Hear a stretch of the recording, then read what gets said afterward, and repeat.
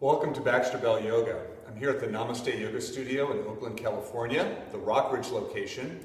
Come check it out the next time you're in town. Today I'm going to show you a variation of strap-to-foot pose that we've looked at several times in previous videos, but this particular variation is for those that have hand, wrist, and forearm issues that make it difficult to hold on to the strap easily with their hands and do this sequence. So this is actually the elbow version of strap-to-foot pose. So what you're going to need is you're going to need your strap looped in a non-slip loop. I'm going to turn sideways so you can see how I do this. I'm going to take one leg out in front of me and put the strap around the arch of the foot, and then I'm going to take my elbows up inside the strap. And ideally, I want to be able to sit tall with my elbows pulling and my pulling towards my body, my foot pushing away from the body, so that I have generally the right distance for when I lie down on my back in a moment. So with that in place, I'm going to keep the strap around my foot. I'm going to go ahead and come down to the reclining position, and then with my knee a little bit bent and the strap still on my foot, I'm going to slip my elbows up inside the loop with my forearms together, and I'm going to stretch my leg up towards the sky.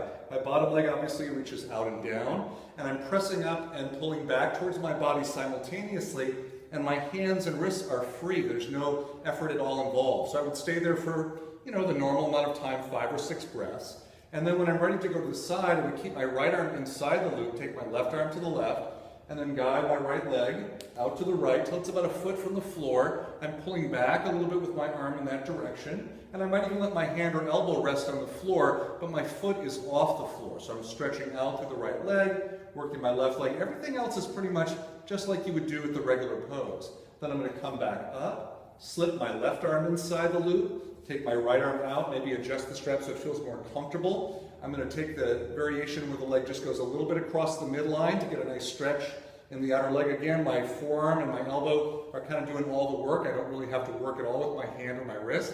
Super sweet. I'm going to come back to vertical. I might shift my hips a little to the right before I take my full twist. Kind of guiding my leg out. My leg's about parallel with the floor. My elbow and arm might rest on the floor, and they're pushing a little bit in the direction of my head as I allow my chest and head to turn back towards center.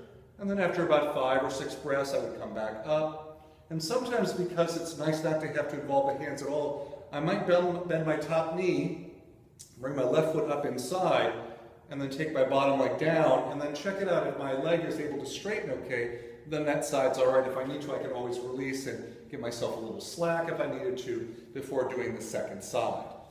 So I'm going to go ahead and remove the strap and not show you the second side, but I just wanted you to be able to see how to use the strap around the elbows as an alternative for strap-to-foot pose if you've got issues going on with the hands or the wrists. So play with that a little bit. Even if everything's going well with the hands, try that out, see how that feels for you, and you'll have that in your toolbox should you ever need it. So that's it for today. Thanks for joining me. Follow me on my website, baxterbell.com. Also, don't forget to check out the blog Yoga for Healthy Aging. And you can also find longer practices on the practice channel at Yoga U Online, featuring my style of teaching. Until the next time, thank you so much for joining me. Namaste.